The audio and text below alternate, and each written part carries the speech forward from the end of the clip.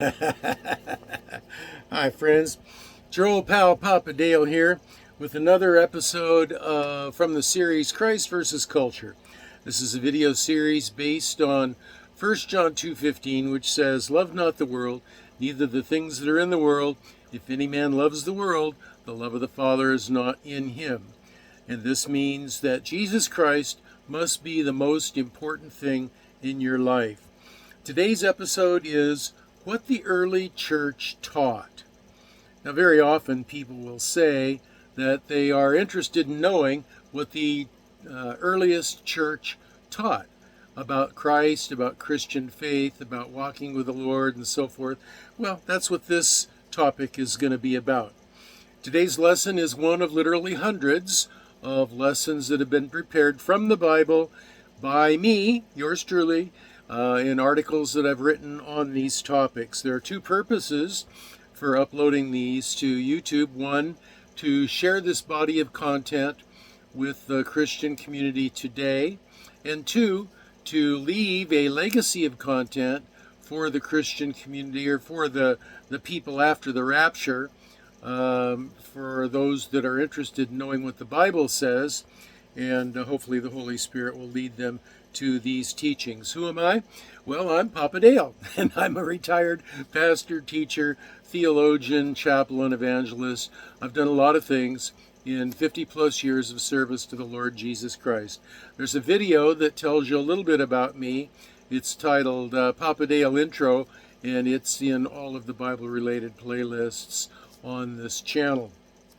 There are two reasons why you need to know something about anyone who says they're going to teach you about the Bible. One, the main reason is because the Bible says that in the end times there'll be a lot of false teachers that will arise. But two ways that you can tell a false teacher: one, by knowing a little bit about their background. If they are teaching you from the perspective of a Jehovah's Witness or a Mormon, then they're teaching you false teachings. What you need to do also, the most important thing, is to compare what they teach with what the Scripture says. And if the Scripture confirms what they're teaching, then it may be okay to listen to them, but you always want to check out everything that they teach you. Just because they teach you correctly about one topic doesn't mean that the next topic they're going to be correct about. So everything that they teach, you should check out with the Scripture. So here we have what the early church taught.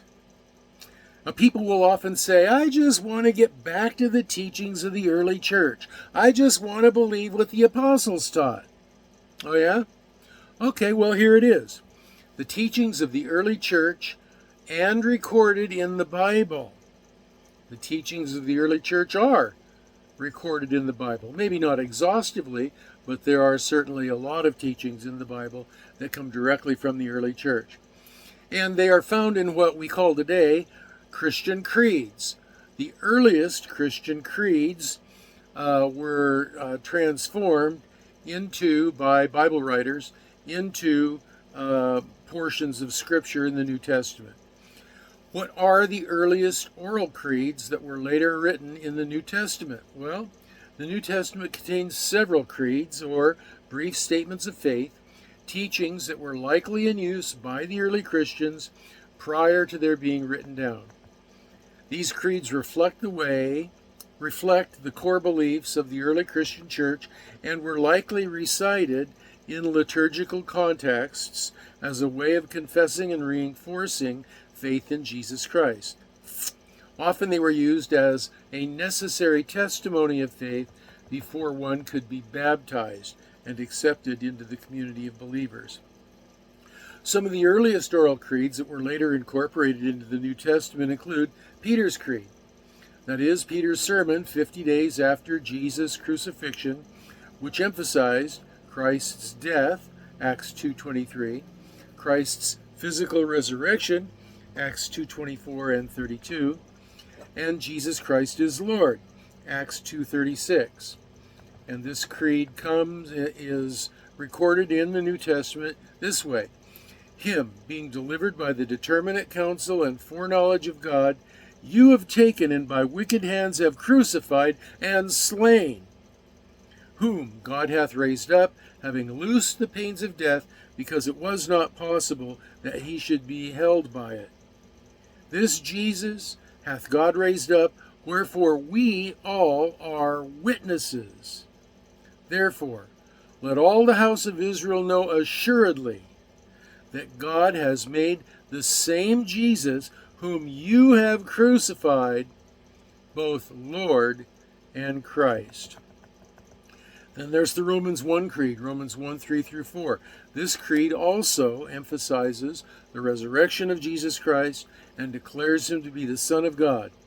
It is believed to have been in use in the early Christian church and later incorporated into Paul's letter to the Romans. Quote, concerning his Son Jesus Christ our Lord, which was made of the seed of David according to the flesh, and declared to be the Son of God with power, according to the Spirit of holiness, by the resurrection from the dead. Then there's the Romans 10 creed, Romans 10:9, quote, that if thou shalt confess with thy mouth the Lord Jesus, and shalt believe in thine heart that God hath raised him from the dead, thou shalt be saved. This is a confession that Jesus is God, Jesus is Yahweh, Lord, translated in the New Testament in all small capital letters, stands for Yahweh. And what this scripture says is that you've got to confess that Jesus is Yahweh, Jesus is God, and believe in your heart that God has raised him from the dead. And what that's talking about, believe in your heart sincerely. The humble heart of a sincere seeker, of a sincere believer. And next we go to 1 Corinthians 12 creed, which is in 1 Corinthians 12:3. Quote, no one speaking by the Spirit of God calls Jesus accursed, and no one can say that Jesus is Lord except by the Holy Spirit. 1 Corinthians 15 creed. That's 1 Corinthians 15, 3 through 5. This creed outlines the essential required beliefs to be saved, emphasizing the death, burial, and physical resurrection of Jesus Christ. Paul cites this creed in his first letter to the Corinthians and notes that he received it from others, perhaps from Jesus himself. He says, for I delivered unto you, first of all, that which I also received. How that?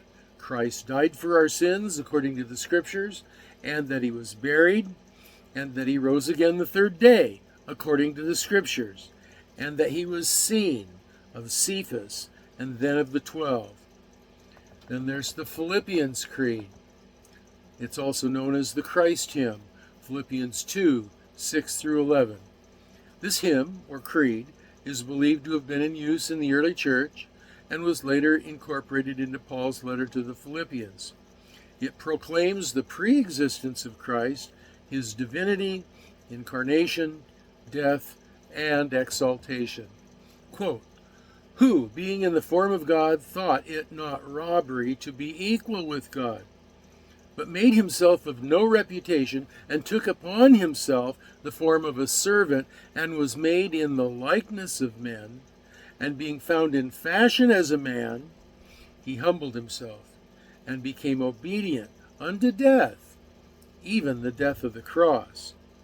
Wherefore God hath highly exalted him, and given him a name which is above every name, that in the name of Jesus every knee should bow, of things in heaven, and things in earth, and things under the earth, and that every tongue should confess that Jesus Christ is Lord, to the glory of God the Father. And then we have Timothy's creed, 1 Timothy 3:16. This creed proclaims the mystery of godliness and declares that, quote, Jesus Christ was manifested in the flesh, justified in the Spirit, seen by angels, preached among the Gentiles, believed on in the world, and received up into glory.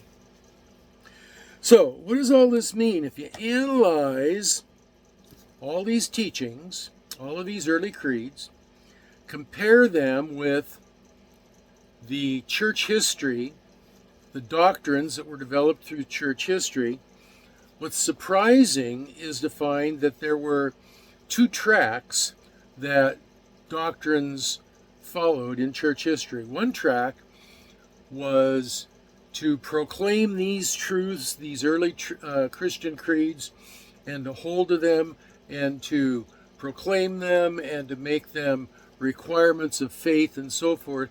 But the other track was to manipulate words, redefine words, and make Scripture say something that it had never intended to say, and to provide or present a body of content that would elevate an individual or a group of individual or an organization, or give them power, or give them money, or give them control over population.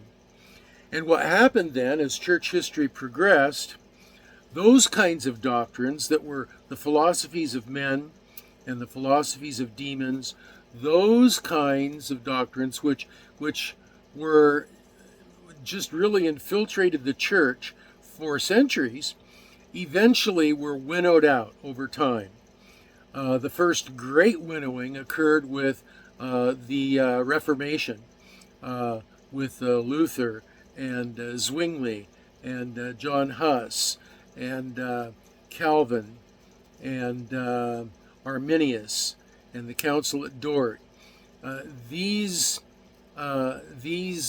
men and groups winnowed out much of the false teaching that developed and grew up in the Roman Church for the purpose of giving the Roman Church power over men. And these reformers were more interested in getting back to the original teaching of Scripture and to the original doctrines of Christ. But then those organizations also became corrupt because that's the history of man. Evil, sin-stained men corrupt everything that they touch. And it's a cycle that's repeated in the Old Testament. It's called the Deuteronomic cycle, where everything is fine and hunky-dory between man and God. There's a good relationship, and then men begin to pollute it and pervert it and to change it. And eventually it becomes a very pale and false representation of what the truth of God was. And God sends judgment, and men don't like the judgment, and they repent. And then everything becomes hunky-dory again with God. God forgives them. And that has happened, not only in Hebrew history in the Old Testament, but also after the writing of the New Testament. That happened. Actually, it happened in the New Testament with the Judaizers that would follow Paul around and try to pervert his teaching. And so it continued on into the Catholic Church, and the Roman Church, into the Reformation. And every time a new denomination broke away from a former denomination, it was generally an effort to get back to the true gospel, the truth of what the Bible teaches, and the truth of what you find in the early Christian creeds.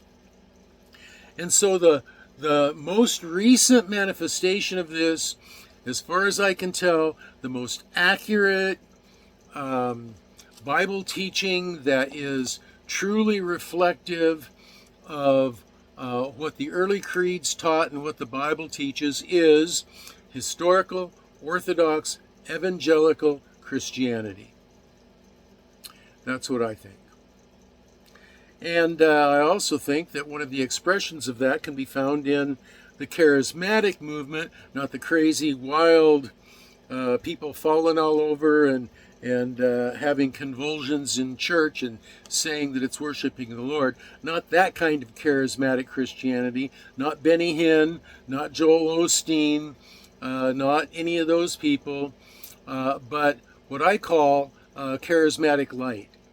The truth of the Word of God, the truth of the moving of the Holy Spirit among the community of believers, but with the Spirit of God being under, with the spirit of the prophet being subject to the prophet, so that everything is done decently and in order.